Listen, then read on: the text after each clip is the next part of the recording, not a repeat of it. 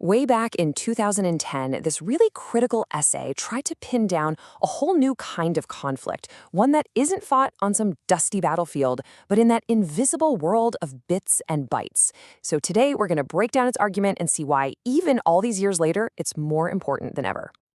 The essay kicks things off with this amazing quote from Walt Whitman. And honestly, it's the perfect way to frame this whole thing, right? It suggests that the biggest, most important fights are the ones happening in the shadows, totally unseen and not recorded in the way we're used to. And that gets us right to the core idea, thinking of cyber war as the next step in the evolution of covert conflict. The essay basically says, look, we move from the industrial age to the information age, and this kind of unseen war was pretty much inevitable. But that begs the question, a question that was giving governments and intelligence agencies a massive headache back in 2010. What is cyber war, really? I mean, how do you even begin to fight an enemy you can't see on a battlefield you can't even define? And this is exactly what the essay calls the definition dilemma.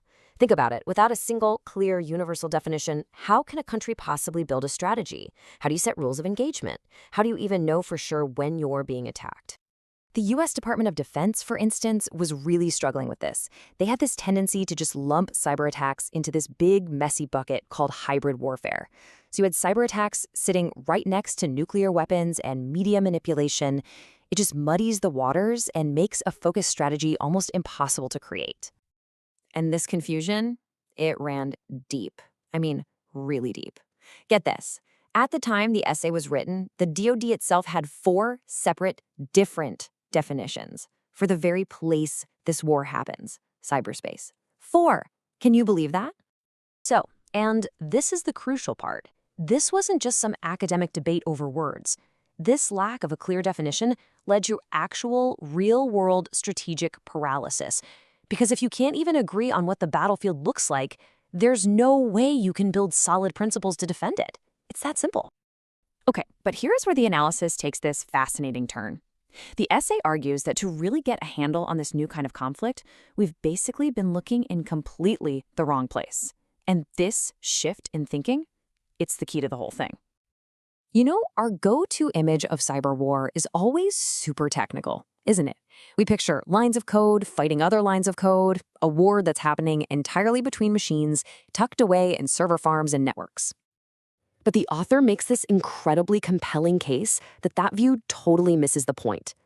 The hardware, the software, that's just the delivery system, the weapons, if you will. The real target isn't the computer at all. It's us. It's the person sitting at that keyboard. It's the society that completely depends on the systems that computer is running. The ultimate vulnerability, and because of that, the ultimate target, has always been the human being. And this quote from Richard Cromwell just nails it. The information environment isn't just technology. It's the combining of individuals with all that tech. No system works, no decision gets made without a person in the loop. And that makes us the most critical and the most vulnerable part of the whole equation. All right, so now that the essay has laid out the problem, that whole definition dilemma, and identified the true target, the human element, it finally gets to the solution, a brand new, comprehensive definition for cyber war. So the author's definition is really a two-parter. First, you've got the technical piece that we all think of, right? A malicious attack on computer systems. But, and here's the kicker, the second part is what really makes it war, a campaign, an information war, designed to disrupt our society and cut people off from the services that keep our world running. And here it is, the full definition. See that little word in there? And? That's the magic word. It's not one or the other. True cyber war, according to this essay, has to have both, the technical attack and the human societal disruption. It's what connects a piece of malicious code to the real-world impact on all of us. But the essay doesn't just stop at giving us a new definition. Nope. It uses this newfound clarity to end with a pretty stark warning about the future of global conflict. The essay points to a few things that are basically pouring gasoline on this fire. You've got technology spreading like wildfire. The cost of all the hardware and software is constantly dropping, and nearly everyone has access to the internet.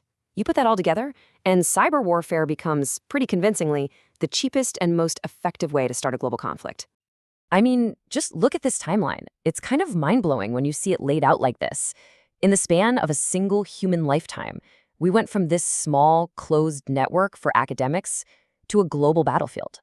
The speed of that escalation is just breathtaking.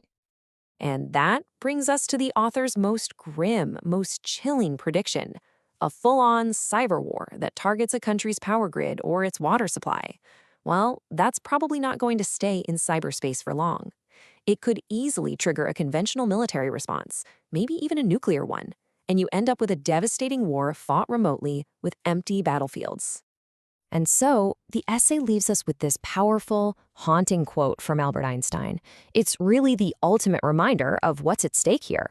In trying to define this new, invisible kind of war, we're forced to face the terrifying possibility that it could be the very thing that leads to the end of, well, everything.